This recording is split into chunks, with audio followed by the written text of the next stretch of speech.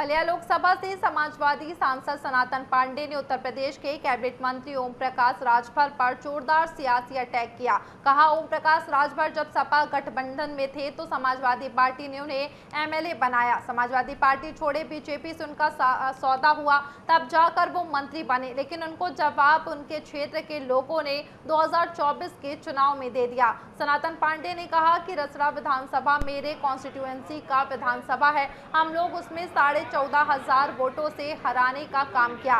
वो भारतीय जनता पार्टी में, भारतीय जनता पार्टी के गठबंधन में और भारतीय जनता पार्टी के सरकार में है, लेकिन जब विपक्ष में हम लोगों के साथ से मैंने उन्हें एमएलए बनाने का कार्य किया और आज एमएलए बनने के बाद, भारतीय जनता पार्टी के सरकार में रहने के बाद, मंत्री रहने के बाद इसी विधानसभा को 2024 के चुनाव में नहीं बचा पाए।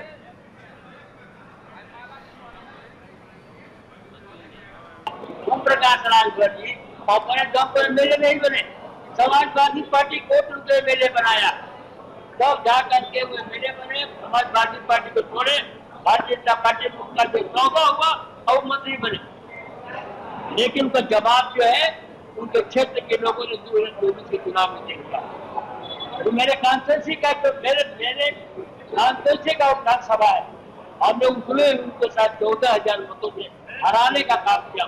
भारतीय जनता पार्टी में है, भारतीय पार्टी के जो गठबंधन में है, भारतीय जनता पार्टी के वो सरकार में है, कि विपक्ष में थे, समाजवादी पार्टी के साथ मिले थे, तो उनको मैंने एमएलए बनाने का काम किया।